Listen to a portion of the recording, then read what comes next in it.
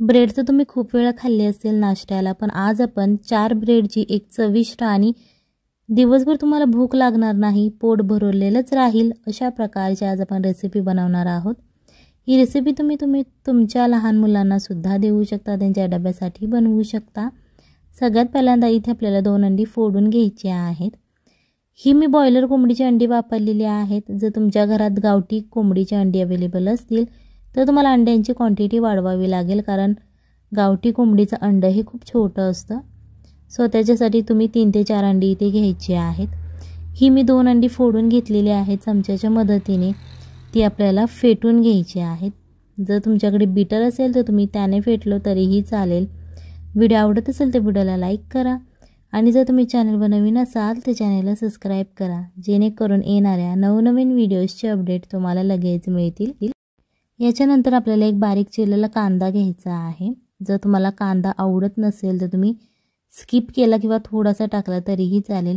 एक बारीक चिरलेला टोमॅटो घ्यायचा आहे। त्याच्यानंतर एक बारीक चिरलेली शिमला मिरची घ्यायची आणि हिरवी कोथिंबीर घ्यायची आहे। जर तुमच्याकडे हिरवी कोथिंबीर नसेल, वाळवलेली कोथिंबीर असेल, ड्राय केलेली असेल, तुम्ही ती वापरली तरीही चालेल। सो हे जे सगळे पदार्थ आपले घालून झाले आहेत, त्याच्यानंतर थोडंसं मिक्स करायचं आणि परत चवीनुसार मीठ घालायचं आहे। मीठ घालून झाल्यानंतर परत एकदा आपल्याला ते चमच्याच्या मदतीने मिक्स करून घ्यायचं आहे, जेणेकरून आपण जे मीठ घातलेलं आहे ते सगळ्या भाज्यांना आणि या जी आपण 2 अंडी फोडून घेतली होती त्याला छान असं लागलं जाईल आणि टेस्ट खूप छान येईल। जर तुम्ही याच्या आधीचे व्हिडिओ बघितले नसतील, तुम्ही खूप सारं भरभरून प्रेम दिलेलं आहे। सो या आधीचे व्हिडिओ जर तुम्ही बघितलेले नसतील तर तुम्ही चॅनलवर जाऊन बघू शकता आणि भरभरून प्रेम द्या। याच्यानंतर आपल्याला इथे 4 ब्रेड घ्यायचे आहे। इथे तुम्ही ब्राउन ब्रेड वापरला तरीही चालेल। जर तुम्ही डाएटवरती असाल तर तुम्ही ब्राउन ब्रेड वापरू शकता। ही रेसिपी तुम्ही ब्रेकफास्टला सुद्धा खाऊ शकता, डाएटमध्ये खाऊ शकता आणि ही रेसिपी जर तुम्ही एकदा खाल्लीत ना तर तुमचं दिवसभर पोट गच्च असेल, म्हणजेच भरलेलं असेल, तुम्हाला अजिबात भूक लागणार नाही। सो आपल्याला इथे एक चाकू घ्यायचा आहे। तुम्ही छोट्या साईजचा घेऊ शकता किंवा मोठा जरी चाकू असेल तरीही चालेल। फक्त आपल्याला अशा प्रकारे चारी बाजूने ते कट करून घ्यायचं आहे। तुम्ही एक ब्रेड सुद्धा कापून घेऊ शकता, पण सकाळी आपल्याला खूप गडबड असते, सगळ्यांचे डबे असतात, कामही चालतील। सो अशा प्रकारे हे 4ही ब्रेड आपल्याला कट करून घ्यायचे आहेत आणि जो मधला पोर्शन आहे तो साईडला काढायचा आहे। याच्यानंतर एका पॅनमध्ये आपल्याला 1 चमचा तूप घ्यायचा आहे। जर तुम्हाला बटर आवडत असेल तुम्ही बटर घेऊ शकता आणि जर तुम्हाला तेल आवडत असेल तर तुम्ही तेलाचा वापर केला तरीही चालेल। अशा प्रकारे ते सगळ्या बाजूने स्प्रेड करून घ्यायचं आहे आणि छान असं गरम करून घ्यायचं आहे। हे जे आपण तूप घातलेलं आहे ते तूप गरम झाल्यानंतर जे आपण ब्रेडचे स्लाइस कापून घेतलेले आहेत, जो कडेचा भाग आहे ब्रेडचा, तो अशा प्रकारे पॅनमध्ये आपल्याला ठेवून घ्यायचा आहे।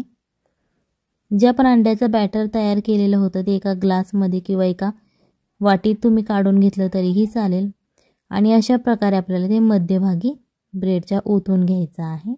त्यामुळेच हे बॅटर मी ग्लासमध्ये घेतलं होतं, जेणेकरून ते आपल्याला सहज ओतता येईल। इथे लक्षात ठेवायचं आहे की हे जे आपण बॅटर घातलेलं आहे ते फक्त मध्यभागीच ओतायचं आहे, कडेला अजिबात ओतायचं नाही। अशा प्रकारे ते तुम्ही चमच्याच्या मदतीने थोडंसं स्प्रेड करून घ्या, जेणेकरून ते सगळ्या बाजूने छान असं पसरलं जाईल। याच्यानंतर आपल्याला मोझरेला चीज घ्यायचा आहे। जर तुमच्याकडे मोझरेला चीज नसेल, घरात कोणतंही चीज अवेलेबल असेल ते तुम्ही बारीक खिसणीने खिसून घ्या आणि अशा प्रकारे हे तुम्हाला स्प्रेड करून घ्यायचं आहे।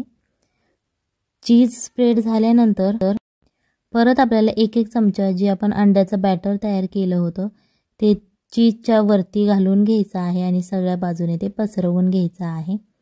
त्याच्यानंतर जो ब्रेडचा आपण मधला स्लाइस काढला होता चौकोनी शेपचा, तो याच्यावरती ठेवायचा आहे आणि असा थोडासा प्रेस करायचा आहे, जेणेकरून तो खालच्या बाजूने चिकटला जाईल आणि छान असा सेट होईल। सगळ्यात पहिल्यांदा आपल्याला हे एका बाजूने छान असं क्रिस्पी होईपर्यंत फ्राय करून घ्यायचं आहे। जेव्हा ते एका बाजूने फ्राय होईल त्याच्यानंतर तुम्हाला ते पलटी करून घ्यायचं आहे आणि दुसऱ्या बाजूनेही आपल्याला ते फ्राय करायचं आहे, जेणेकरून ते छान असं दोन्ही बाजूनी क्रिस्पी असं तयार होईल. सो ही रेसिपी नक्की एकदा घरी ट्राय करा, आपल्या फॅमिलीला खाऊ घाला आणि मग मला कमेंटमध्ये सांगा की रेसिपी कशी झाली होती. तरीही चालेल, खूप छान टेस्ट लागते. लंच आणि डिनरमध्ये तुम्ही सुद्धा हे बनवू शकता. सो ही रेसिपी नक्की घरी ट्राय करा. जर तुम्ही आपल्या इन्स्टा आयडीला अजून फॉलो केलं नसेल किंवा फेसबुक पेजला फॉलो केलं नसेल तर त्याची लिंक मी तुम्हाला डिस्क्रिप्शन बॉक्समध्ये दिली आहे, तिथून तुम्ही फॉलो करू शकता.